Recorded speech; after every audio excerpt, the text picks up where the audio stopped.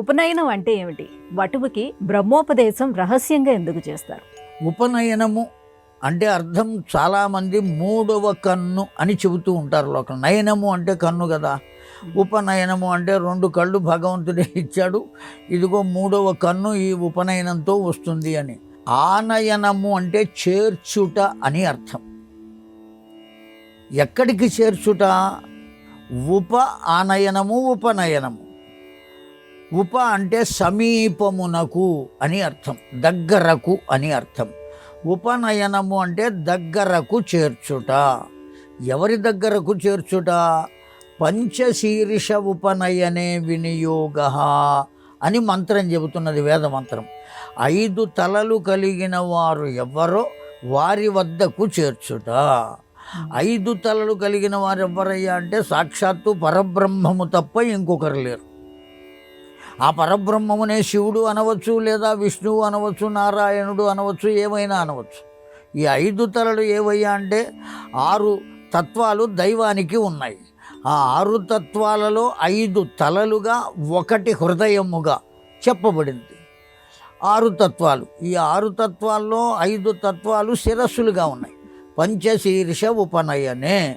ఆ పంచశీర్షం మనం ఈ భగవంతుణ్ణి కొలిచేటప్పుడు కూడా 5 తలలు కలిగిన వారు ఎవరున్నారయ్యా అంటే వందే వానర నారసింహ ఖగరాట్ క్రోడాశ్వవక్త్రాన్వితం నానాలంకరణం త్రిపంచనయనం దేదీప్యమానం రుచ హస్తాబ్జైరసిఖేట పుస్తక సుధా కుంభంకుశం అద్రింహలం ఖట్వాంగం ఫణిభూరుహం దశభుజై సర్వారి గర్వాపహం అని ఆంజనేయ స్వామిని కీర్తిస్తూ ఉంటాం. సజ్జోజాతం ప్రపంచామి సజ్జోజాతాయ వై నమో నమః అని ఈశ్వరుణ్ణి ప్రార్థిస్తూ ఉంటాం. కనుక 5 తలలు కలిగిన వారు ఎవరయ్యా అంటే ఈశ్వరుడు, లేదా ఉన్నటువంటి ఇతడు, లేదు బ్రహ్మదేవునికి కూడా ప్రారంభంలో 5 తలలు ఉన్నాయి.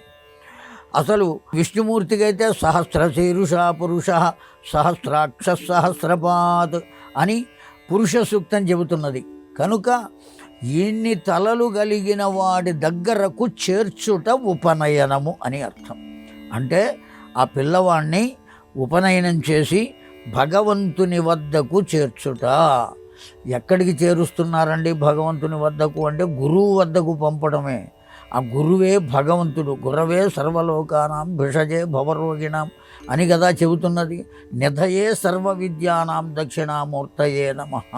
కనుక గురువే దైవం. ఆ గురువు దగ్గరకు చేర్చుట, గురువు ద్వారా పరబ్రహ్మము వద్దకు చేరుకొనుట. ఇది మార్గం, ప్రాసెస్. ఆ భగవంతుని దగ్గరికి వెళ్ళేటువంటి మార్గం. ఉపనయనం జరిగితే కానీ వెళ్ళే అవకాశం లేదు. ఉపనయనం అనేది అందరికీ లేదు కదండి అనే అవకాశం లేదండి, అందరికీ ఉన్నది. అందువల్ల ఉపనయనము అంటే భగవంతుని వద్దకు చేర్చుట.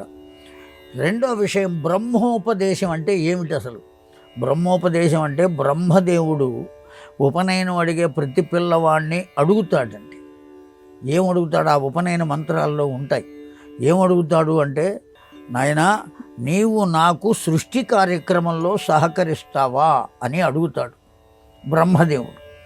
అయ్యా బ్రహ్మదేవా, నేను ఈ బ్రహ్మచర్య దీక్షను పరిపూర్ణముగా చేసి ఆ దీక్షలో ఏమాత్రం లోపం రాకుండా గురువుగారి ఆజ్ఞ అయిన తరువాత గృహస్థాశ్రమంలో ప్రవేశించి ఆనాటి నుండి నీ యొక్క సృష్టి కార్యక్రమంలో నేను కూడా సహకరిస్తాను అని ఆ పిల్లవాడి చేత ప్రతిజ్ఞ చేయించటమే బ్రహ్మోపదేశము. అయితే అది రహస్యంగా ఎందుకు చేస్తారు అంటే, మంత్రం ఎప్పుడూ కూడా రహస్యమే. మననాత్ త్రాయతి ఇది మంత్రం. అసలు మంత్రం అంటేనే రహస్యం. రాజిత మంత్రంబు రాజునకు విజయం మూలము అని భారతంలో చెబుతున్నది. ఆ కారణం చేత రహస్యంగా ఉండాలి కనుక ఓ ముసుగు వేసి ఆ బ్రాహ్మణుడు, ఆయన బ్రహ్మగా ఉన్నాడు కనుక ఆయన ఉపదేశం చేస్తాడు. ఆ మంత్రం ద్వారా ఉపదేశం పొందుతాడు వాడు. బ్రహ్మోపదేశాన్ని అది మంత్రం కనుక రహస్యంగానే చేయాలి, రహస్యంగానే ఉండాలి. మంత్రం ఎప్పుడూ రహస్యమే.